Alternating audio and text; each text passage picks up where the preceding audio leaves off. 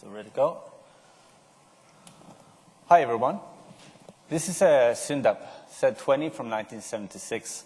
And when I was 15 years old, this was pretty much the coolest thing you could have.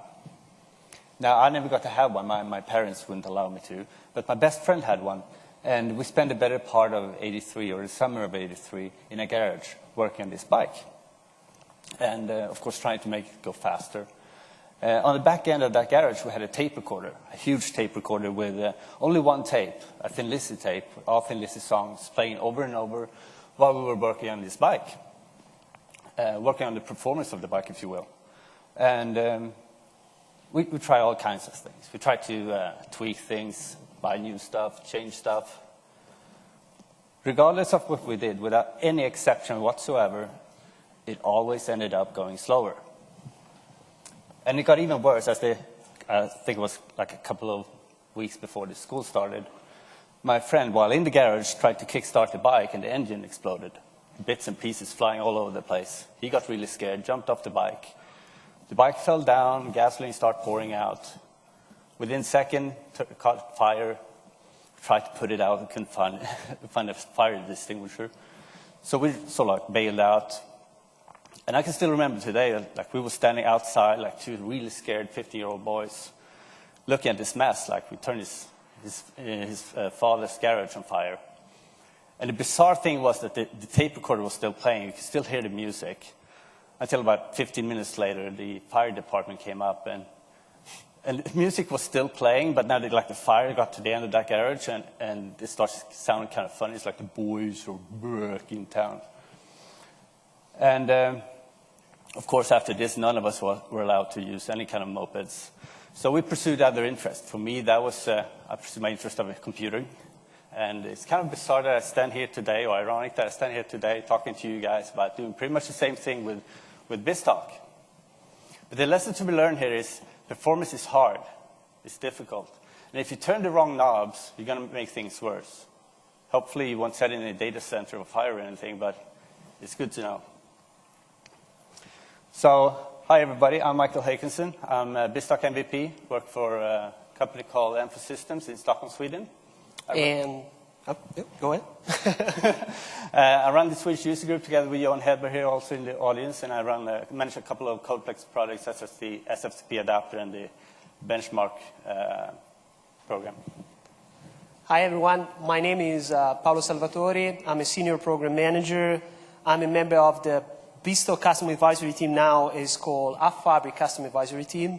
So my primary mission is to support European customers and make them succeed with BizTalk projects, and from now on also with Fabric and Windows Azure projects. So let's proceed. The argument of this session is how to minimize the risk of BizTalk becoming a hotspot, what you can do to make sure that your BizTalk environment is healthy, stable, and well-performing. Now, this is the session overview. So after the introduction, Michael will show you how using the BizTalk benchmark wizard to validate a BizTalk installation and to run a baseline performance test. Now, when I think about how our customers have designed and implemented their own solutions, I always realize that those solutions are made of multiple components. And BizTalk is just a subsystem of the entire architecture. So you have to, if you want to optimize performance of your BizTalk application, this means that you have to optimize the entire application platform from the ground up, starting from the operating system, networking. You have to optimize IIS running your WCF receive locations. You have to spend a lot of time tuning your SQL Server instances running your BizTalk databases, and so forth. Only adopting this approach, you can make sure to optimize and tune not just the BizTalk part of your solution, but the entire application platform. So for this reason, in the second part of the session, we'll talk about configuration best practices. Then we will apply these settings to the current environment. And finally, we rerun a test to validate and observe and measure the impact of these tuning settings on the current environment. Now, the goal of this session and the key takeaway is to provide you with with the right tools, the right knowledge, and recommendations as an IT pro and as a developer to make sure that you are able to help your customers and your companies to better leverage their BizTalk environment and their BizTalk investment in such a way that you can optimize performance and stability and achieve your targets. So in my experience, when we come to a customer and set up and configure the environment, we always use the BizTalk optimization guide. So how many of you, just raise your hands, how many are familiar with this? Okay, so cool, most of you. So I'm sure you agree with me when I said this is a very good document. I'm equally sure that you will agree with me when I say it's a very extensive document. I think it's like 350 pages, like an average blog post from Paolo here. But it's this very, very big document, and it's very good. It probably tells more about BizTalk than it does about the white paper. But when we're done, we use the Best Practice Analyzer tool, which, for those who haven't seen it, it's a tool that you install, you point it to the management database. It will give you a set of reports of warning, errors, and information. And after that, you're pretty much done. Or at least you hope you're done. As Paolo pointed out, BizTalk stretches for so many other components in the infrastructure that this tool will not evaluate all of them. So I talked to a colleague of Paolo called Ewan Fairweather, who was formerly also on the BizTalk Cat team, is now moved to the SQL Cat team, about having some sort of scenario which I can run and verify my environment. And that later became the BizTalk Benchmark Wizard. This talk is not really about this tool, but I will tell you a little bit about how it works. So when you install it, you get three things. You get a wizard-like application, which works as a load tool. You get a BizTalk application with two scenarios. It's one messaging scenario and an orchestration scenario. And there's this back-end service. It's just a console application receiving the messages from the send port. While those tests are running, various counters are collected, such as the received messages per second on the receive host and the processed messages per second on the sent host, and also the various CPU counters from all the boxes that you're running on. And those values are showing up in gauges in the tool so you can see it as the test progresses. Now, when we're done with this tool, Ewan took it back to the test lab in Redmond and had it running on various environments, such as from a single server installation to multi-server installation with various numbers of cores installed on them. But those values was later incorporated into the tool as KPIs. So when you're running the tool, the first thing you get to do is actually select an environment that as close as possible resemble the environment that you're working on. So for example, if you were running a single server installation, as we're going to do today, we would expect anything around 200 messages per second. As if you have like the better or more scaled version with two application servers, 16 CPUs, and a SQL server with 16 CPUs. You could expect anything around 1,000 messages per second. Now, I should point out that those KPIs are hard to get. It requires you to have a very good configuration, also together with some very good hardware. If you get 80% of that KPI or better, you'll get an acceptable result, which is really good enough. But if you get lower than 80%, you really should go back in your environment and have it tuned or checked. So let's run the first baseline test. So again, this is the BizTalk application. And we have a couple of receive location, a couple of send ports, and we have an orchestration.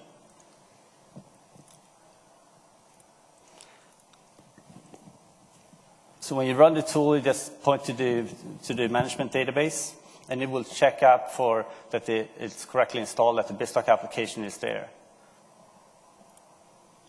Second, as I said before, you can choose the scenario that you're going to run, and you can choose what kind of environment you're running on.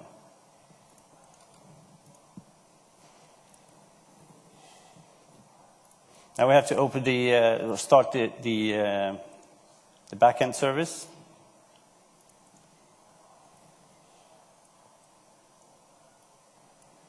And we test it. So I'm just going to run this for, say, 4 minutes. I guess just see that it's got started, and we will proceed through the presentation and come back to the result later on.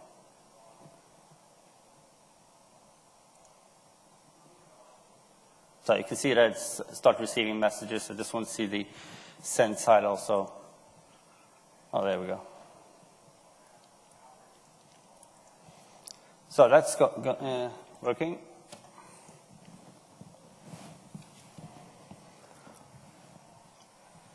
So BizTalk performance. What is BizTalk performance? Well, you probably know that BizTalk relies heavily on SQL. So that makes BizTalk performance pretty much SQL performance.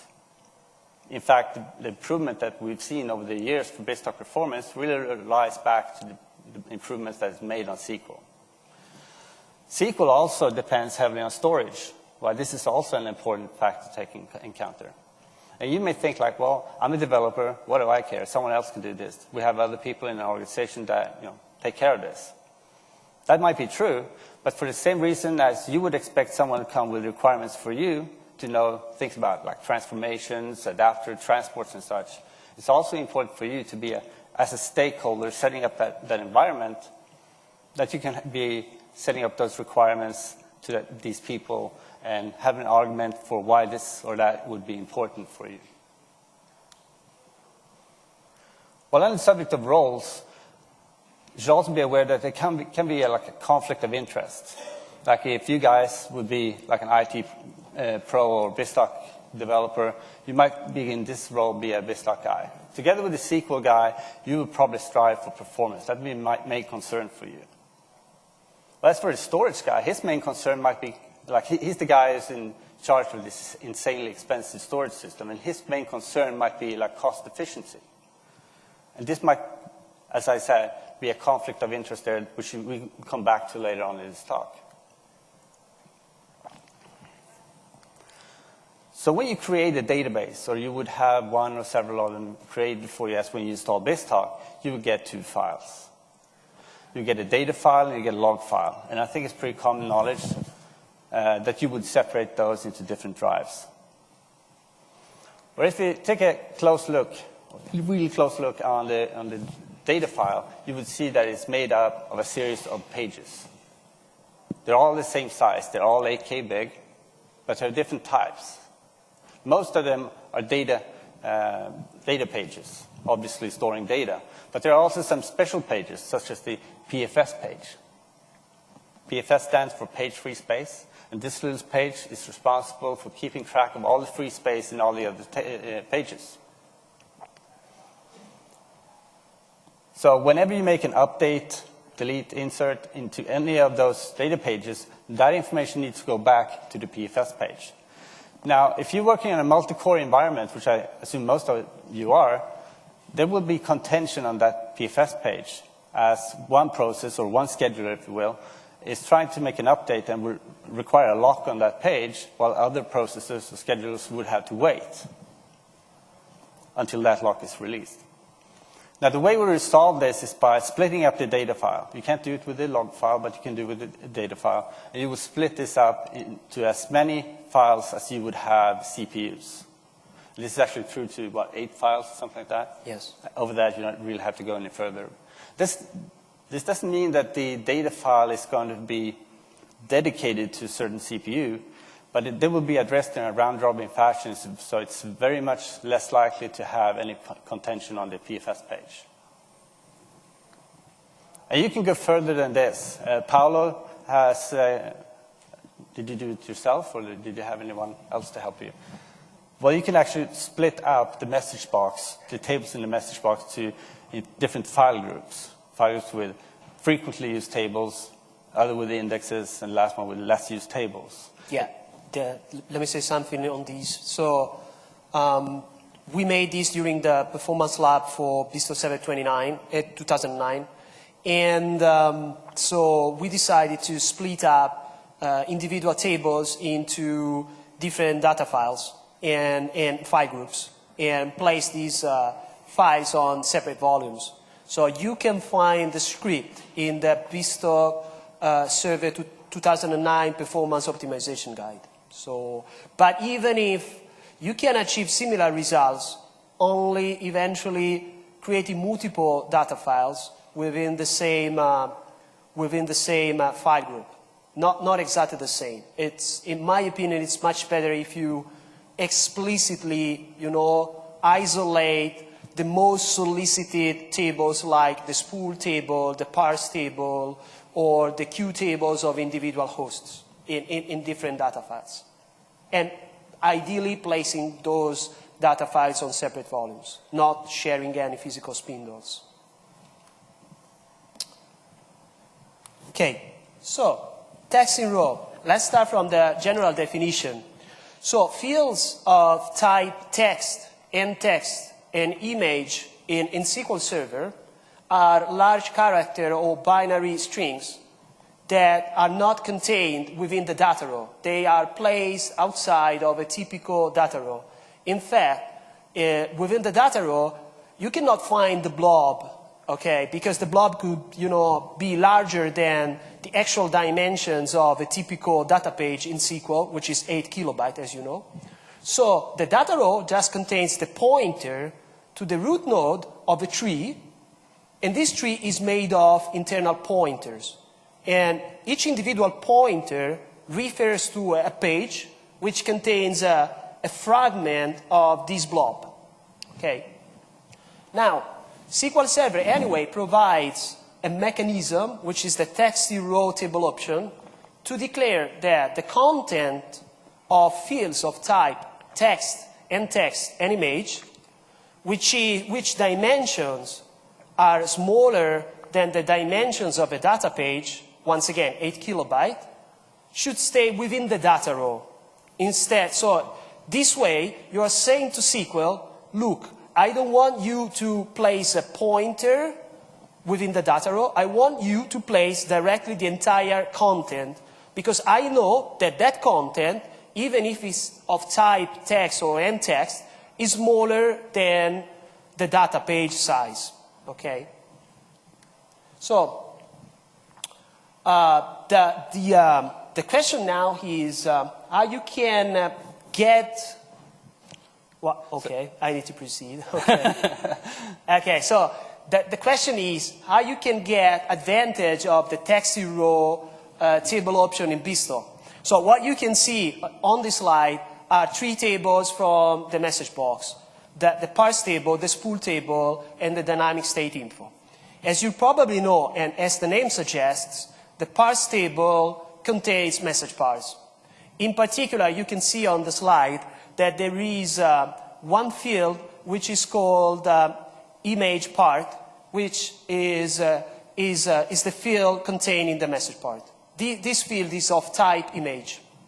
Likewise, the spool table contains message information. In particular, it contains the message context.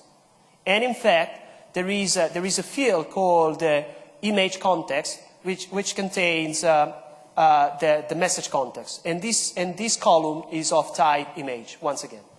So, if the average message size is smaller than the dimensions of a data page, that is, if your message is smaller than 8 kilobytes, okay, you can get advantage of the text in row table option. You can enable this on the parse table, and this way, you minimize the amount of read operations which are necessary to read messages from the parse table. So let's say when the message agent, which is the component that you know is responsible for interacting with the message box, and running within a BizTalk host process, needs to retrieve a batch of messages from the parse table. If you enable this table option, the message agent can accomplish this task with a smaller amount of read operations, because it can directly read the message content from the data row. It doesn't have to follow the pointer contained in the data row. The same concept and the same rule applies to the spool table. So once again, if the message context is average less than 8 kilobytes, you can turn on this table option on the spool table. And this way, every time your BizTalk host process needs to retrieve messages from the message box, it can accomplish this task using a smaller amount of read operations. Now, the dynamic state info tables. First of all, there isn't a single dynamic state info table. There is a dynamic state info table for each host in your environment. This table is responsible for keeping the binary serialized internal state of your running orchestrations whenever they encounter a persistence point during execution. So, you know, when they hit a persistence point, orchestration gets serialized and persisted. So this is the table where they are persisted, okay? So once again, if the internal state of your running orchestration, when serialized, is smaller than the dimensions of the data page, 8 kilobytes, you can turn on this table option on the dynamic state info table, and this way you can minimize the amount of read operations necessary to retrieve, you know, the persistent state of your running orchestrations when you rehydrate orchestrations. So in this case, the advice is also to keep the internal state of your orchestrations as small as possible, because this way you can minimize the time spent by the Xlang runtime to persist, serialize, persist, deserialize, restore the internal state of dehydrated orchestrations.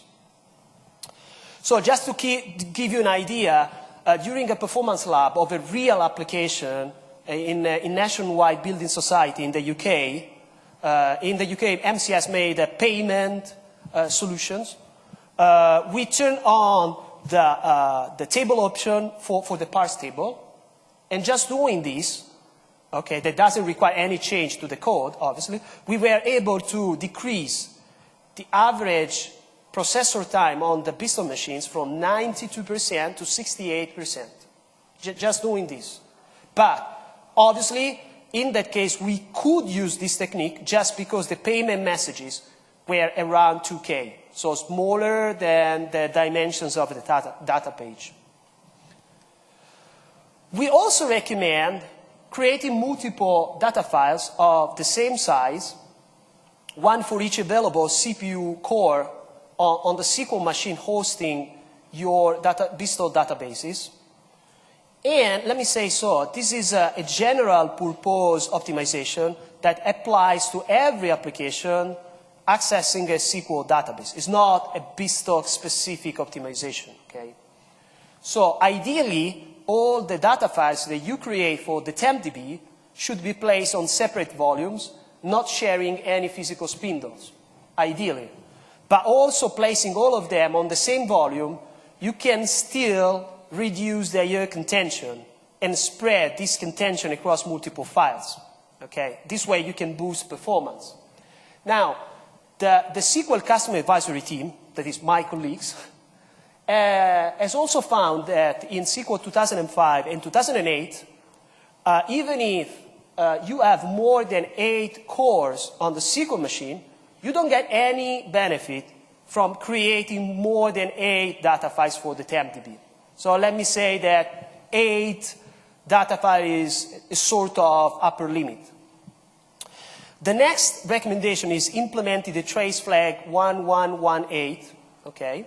This helps reducing the contention because if you enable this trace flag, you can almost remove all single page allocations. Okay? Now, you can do this using the dbcc command. Okay? And this is part of the demo you will see in the script that Michael is going to run at the end of the session.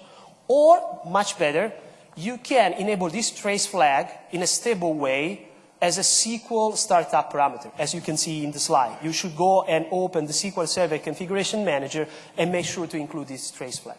Okay?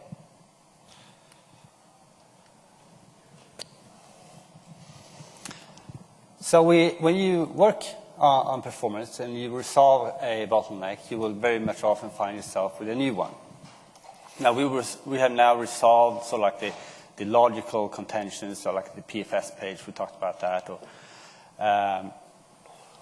So the next contentions we're going to find is I/O contention. And we have all these data files, and now, of course, we can put them in different drives to leverage this. Of course, in reality, you probably wouldn't do it like this. That would be resolved by using a sound system instead, but the principle applies anyway. So just a few things about, we're moving on a section more on storage now. That, for example, Paolo here talked about spindles.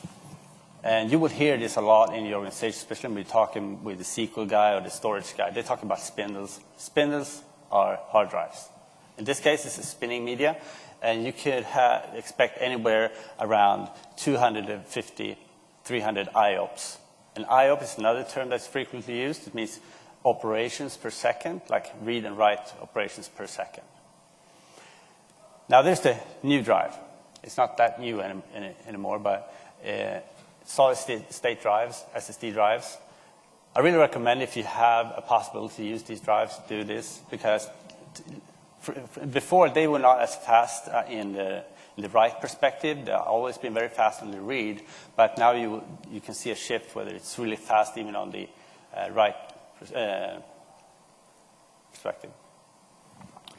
Okay, so this slide shows the normal behavior during a SQL checkpoint. Now, for performance reasons, you know that SQL Server, the SQL Server database engine performs modifications to database pages in memory, but it doesn't immediately write these dirty pages back to the disk after every change. And by the way, the database engine obviously needs to persist periodically these dirty pages to disk. So a checkpoint is this mechanism, this operation during which the SQL Server persists dirty pages to disk. And the dirty pages are defined in a straightforward way. They are those pages, data pages, that have been modified but not yet written to disk. So as you can easily see on this performance monitor picture that was taken during a performance lab of a real BizTalk application, when there is a checkpoint, you can see there is a short-lived burst of write operation and a large amount of I/O operations in general. So it's normal for latency to increase a little bit during a checkpoint. Okay, you can see these spikes. Now, if you could overlap counters from a BizTalk installation, and if you, for example, look at counters like request-response latency, which are latency-related, you can probably see also spikes, short-lived spikes for latency during a checkpoint. Okay? This is what, obviously now I cannot show these because it would be complicated. So, but by the way, you can see that normally the time spent for a read operation is in a 5-6 millisecond band, and for writes is 1 to 2 milliseconds. But when there is a checkpoint, this value can spike up to 20, 30 milliseconds. Now, this picture was taken during a real performance lab with a bank here in Europe. I won't say the name of this bank, honestly. And if you look at, for example, the highlighted counter, that is the checkpoint pages per second, you can see that in this case, the checkpoint took up to 90 seconds to complete. 90 seconds to complete. During this operation, if you look at the other counters, like, for example, the dashed line, which represent the number of transactions per second exposed by the SQL Server instance running the message box, you can see that the number of transactions drops dramatically to 0. This means that BizTalk and SQL are doing nothing. They are completely stuck, waiting for the checkpoint to complete. And trust me, during the performance lab, I could see that every 2 or 3 minutes, everything remains stuck for 1.5 minutes. And we didn't know why. At the end, we discovered that the reason was the checkpoint. So the lessons learned in this case is that if you are, when running and when hosting your BizTalk databases on very, very poor performing disks, this can really have a bad impact on the overall performance. So the recommendation here is use fast disks, because otherwise you could encounter this situation. And another very good recommendation, do not host and share those volumes with other databases, because this sometimes is another bad practice.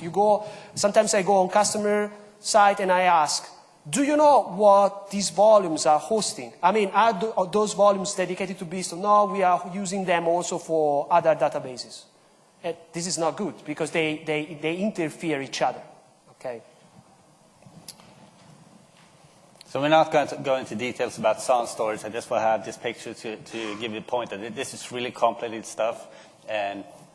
But there are some stuff that you need to be aware of, again, to be a good, set up good requirements within the organization.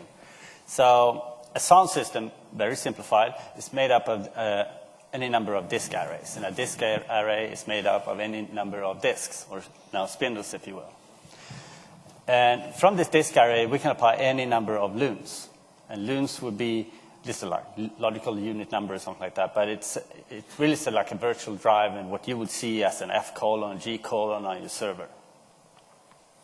And the key here is that it's any number of drives. So that means that it's very likely, unless you tell someone to, that you will share that disk array with someone else. And again, here's our storage guy coming. Is there any storage guys in the audience? I don't mean to, oh, sorry, guy. Don't mean to make you the bad guy, but this is really important to understand, that you need your own disk array. Now, again, simplified, if you read the optimization guide, it talks about RAID 5 and RAID 10. And why is that important? Now, shortly you can describe RAID as various flavors, like RAID 1, which is not really RAID, but I'm going to bring it up anyway. It's striping. It requires 2 disks, and it will read and write every other operation to any of those disks. So it's very fast. That's the upside. Of course, there's no redundancy, so this is not really an option for us. Next one is RAID 1. That's mirroring. It, again, requires 2 disks, but it writes all the data to one disk, and that is mirrored over to the other one. So this one is quite fast, and it has a total data redundancy. Well, it's not as fast as if you would have a direct attached storage, but it's fast in compared to the other RAID systems. It is expensive, though, because you will only use half the storage capacity. RAID 5 requires at least 3 disks, and it has another mechanism for using redundancy. So it will basically set up a checkpoint on the last disk. So any operation that is made on any other disk, it will calculate a checkpoint of the same position of all the disks and write that checkpoint to the last disk. So it's very cost efficient, as it will only use 1 disk in the array to make up for redundancy. However, it's fault tolerant in the matter that if you lose 1 disk, it's okay. That can be restored. If you lose more than 1 disk, you will be in trouble. It has very good performance for read, not so good for write. And as you probably know, BizTalk relies heavily on writing. RAID 10, or RAID 1 plus 0, or 0 plus 1, depending on which order you do it, is really RAID 0 plus RAID 1. That means it has striping and mirroring. So it has very good redundancy. It has a pretty good performance, but it is still very expensive, as you, again, only use half the storage capacity. Now, from your perspective, you would, of course, require the right capacity, and you would like to have RAID 10 as is recommended in the optimization guide. Whereas the storage guide might, or at least my experience, they prefer to use RAID 5, as that is a much more cost-efficient way. So this is a kind of a talky slide, and I'm just going through basic that it's better to have many spindles than having one entire spindle with all the capacity that you need. Having multiple of them, you can spread the resources and the work. RAID levels, again, RAID 10 is better. RAID 10, you would have half the capacity that you would have on a local test storage, whereas RAID 5, you would have about 25%. As Paul pointed out, disks speed are very important, and especially for log files. And the first thing you should check if you have a problem, go back, check the checkpoint value to see that it really spikes really quickly. And SQL I/O is a very different type. There is a very good paper on it if you want to go further, but we're not going to cover that in this talk. Okay, so it's 11:05. For 35 minutes, we talk about SQL, and we talk about storage, and you are thinking in your mind, come on, I'm a developer. I'm not a storage guy. I'm not a SQL guy. So let's talk about some of the recommendations for developers. Obviously, we have just 25 minutes, so I cannot show you, in-depth code and so forth, but you can go and read all the story on my blog, my personal blog, or, for example, in the Fabric Custom Advisory Team blog, in Michael's blog.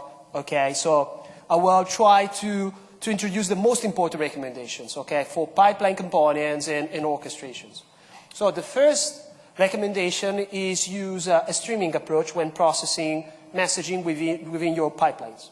So especially when processing large messages, do not use the XML document object. I know it's very handy, it's very useful, it's very easy to use the XML document to process incoming messages, but and it's a good technique until messages are small. When messages are not so small, I encourage you to use a streaming approach. So what does it mean, use a streaming approach? It means that instead of using an XML document that requires the entire message to be loaded into memory at once, you can use streams with your pipeline components. So you don't have to read the message into memory at any point in time. Okay? So, for example, you can use this technique for using this technique, or if you like, if you want a sample, you can look at the namespace translator stream object, which is provided by the BizTalk runtime. This is a stream that you can use within your pipeline components to just change the target namespace of the incoming message. Let's say that you receive a message, and the message is fine, apart the target namespace. You want to change that. Very common scenario. Instead of using your own custom code, you can use the namespace translator stream.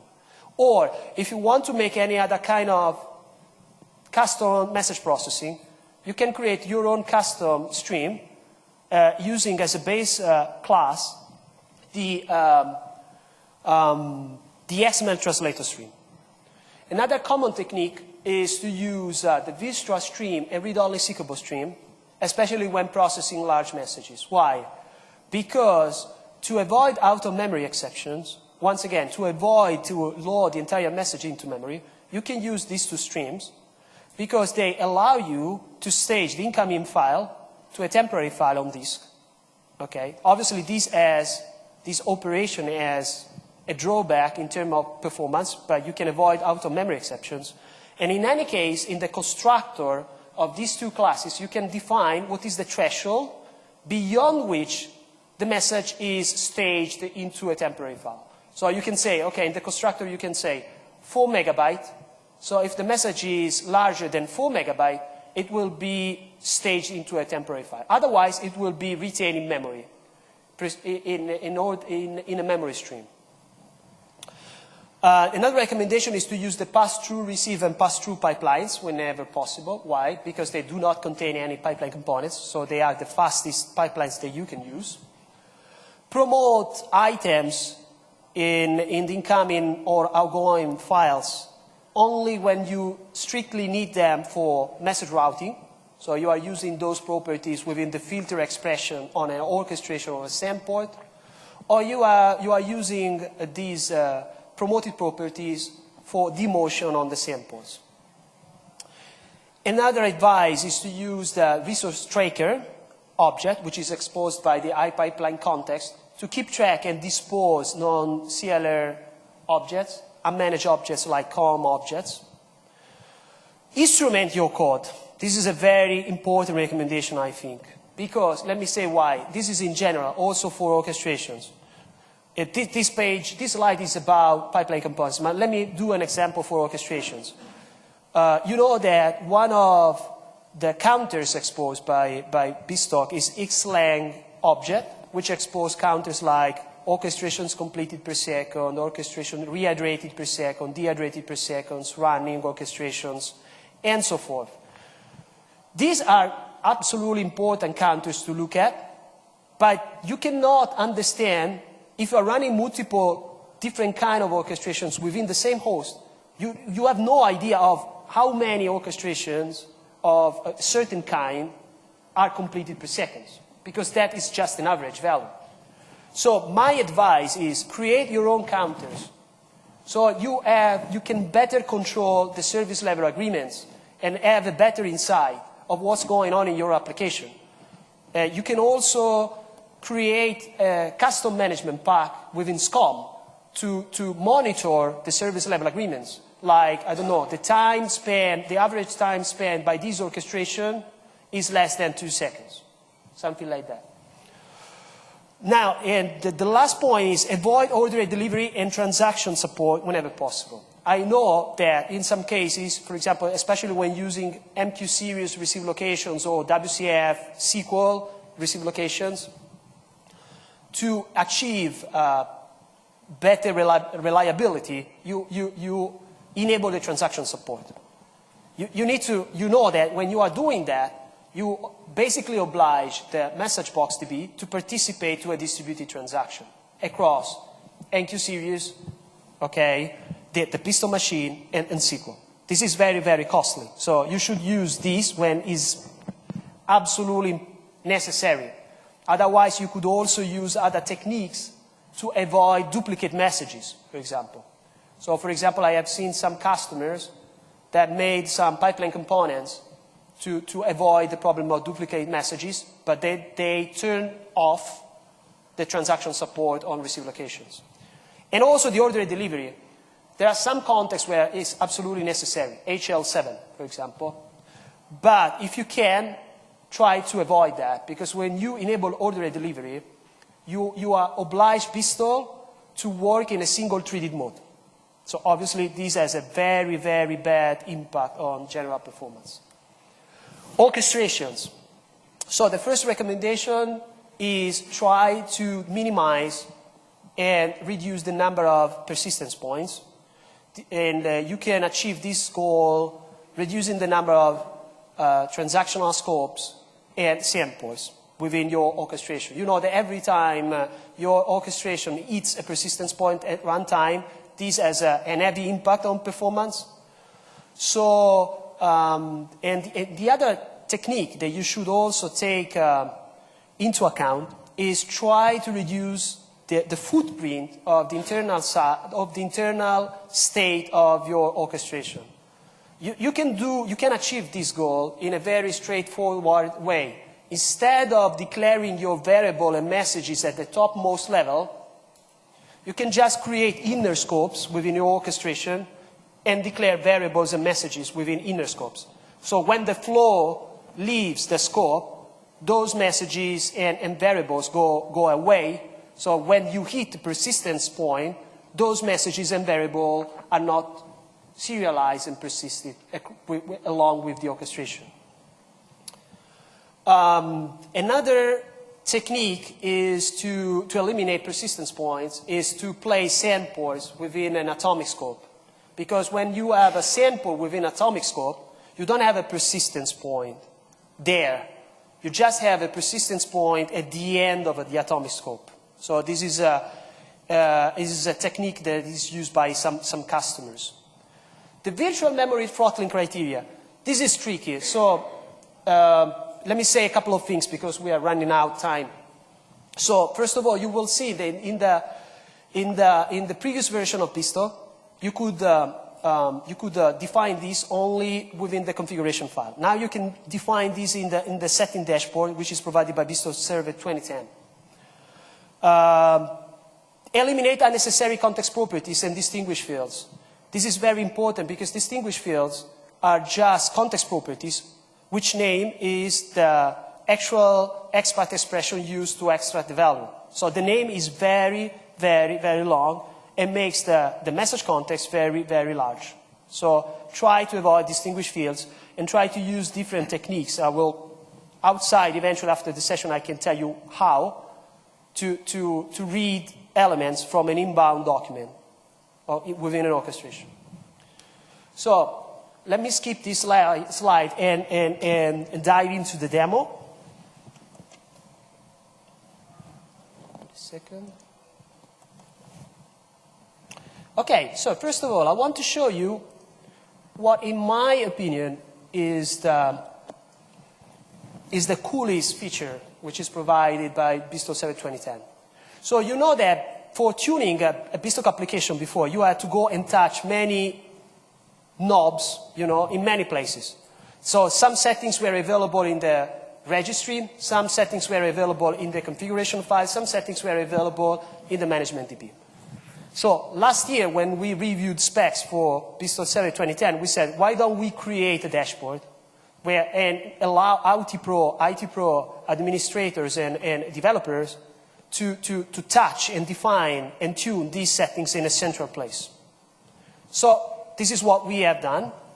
So for example, here you can see there are 3 different sections within the setting dashboard. One is group, one is hosts, and one is host instances. Another cool feature is that some of the settings that before were available at the installation level, now they are available on a per host basis. So if you remember the max receive interval, it was something that you could define only at the installation level. Now you can define a different polling interval, not just at the host level, but also for each host, you have 2 different polling intervals for messaging and orchestrations. Okay? Then you can also define dehydration behaviors. You had to define this stuff within the configuration file before. Now you can do this within the dashboard. Another thing, if you look at the host instances section, okay, so first of all, you can select one of the host instances. Now, this is an installation composed of a single machine, so you can see just one machine. But you can define the threading settings. Before, you had to do this on each individual machine in the registry. Now you can do this with the dashboard. If you are asking yourself where those settings are stored, in the management DB, there are 3 new tables: group settings, host settings, and host instance settings. So everything you set within the performance dashboard, they are stored within these tables. Okay, so if I run a query, here we go. Now, you can also export those values to a file. This is very cool because, for example, let's say you tuned your staging environment and you want to report and use the same settings in your production environment. You can do this now. You can export to an XML file. So when you do like this, you obtain a file like this. This is an XML file you see with 3 different sections for group settings, host settings, and in the last part, there is a section for each individual host instance. Okay. Then you can go to your production environment and you can say import. Okay, I want to show you that when you do this, there is a wizard. Okay, so you have to choose a file. So for example, let's say that I want to import a file called tune settings. Okay, you can do this with the GUI. So for example, I can map the destination host to a source host, double click and say, I want to map the BizTalk server application to BizTalk server application, the isolated host to the isolated host. I could also choose another one. So for example, for the receive host 64, I could use the same settings for the BizTalk server application. I can decide. Okay? I can do this using the GUI, or you can also do this using a script. You can use the BTS task command line tool has been extended, and now you can use the BTS task to import and export settings. Okay, so we are running out of time, so I will just want to show you the demo. Now I'm running this application. I'll show you the graph. I have a test agent calling a WCF receive location, WCF custom, you see, adapter, and these instantiate an orchestration, which makes some calculations and return a response. This is a two-way request-response receive locations. Okay, so this is from my blog. So you can go on my blog and download all the code and read all the story. Now I'm running the first test, the baseline, using the default settings for the polling interval. You see the default are half seconds. This is the default. You know that. So now I can start. Cross my fingers. So you can see that the average response time is around half seconds, something like that. I can also double check this using the performance counters. This is the request response latency, which is exposed by BizTalk. So if I clear and I get values, you can see that, okay, it's completed. Now, anyway, this is a tool that I made. You can download this. You can also find this tool within the BizTalk Server 2010 training kit that I suggest you and encourage you to download. So the response average time is half a second, give or take. So now I can do the following thing. I can go on the settings dashboard. I can just import using the GUI, or I can run import tune settings, so this command, to import tune settings. So if I come back, I click cancel, and I look at the settings now, you see I decreased the polling interval to 75 milliseconds. I, for example, disable group level tracking. I disable dehydrations, and so forth. So I made some tuning, but just using the dashboard. I didn't go and touch many things in the registry and so forth. So at this point, I can just restart my BizTalk hosts. Okay, clear. I rerun the test. And hopefully this time, you see now the latency is much, much better. It's around 0.1. Before it was around 0.5, now it's 0.1. Okay, so with a couple of clicks, you know, so it's very, very straightforward to tune the application. Yep.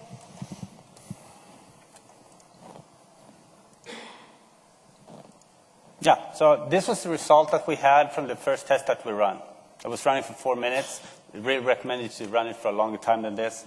But you can see that we had around 170, 180 messages per second, which is okay. But I'm running a single server here with a local drive.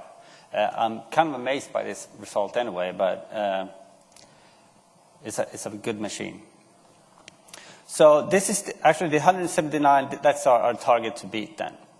So we're going to apply some changes to the environment, those that we've been talking about. I'm going to start up by doing a... First, I'm going to stop the hosts.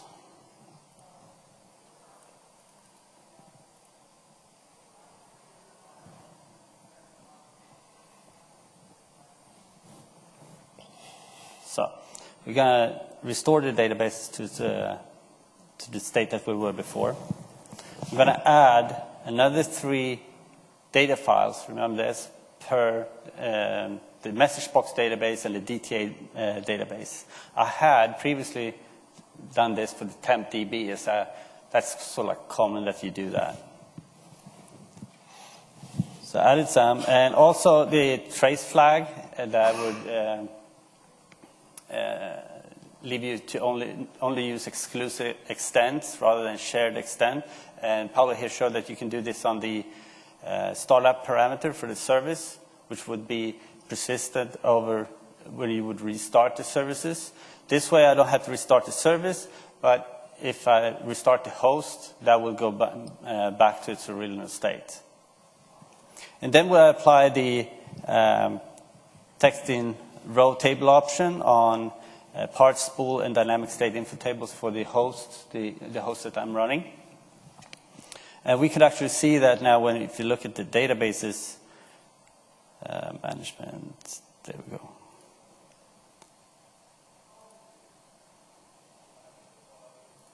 You can see now that I have more files than, I didn't show you this one before, but before I had only one file.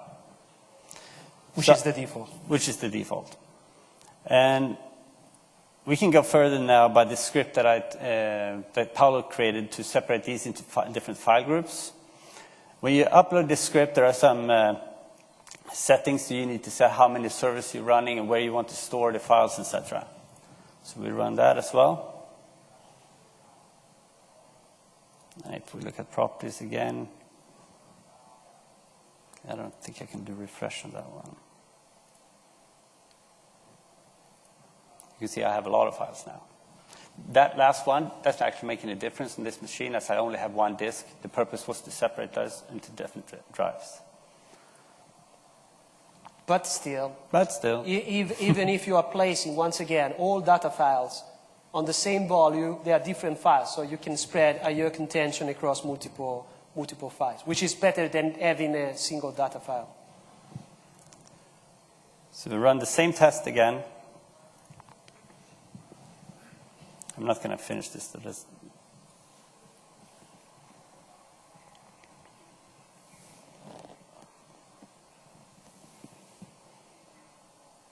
So we won't finish this test, but we'll just show close figures where we're going to end up.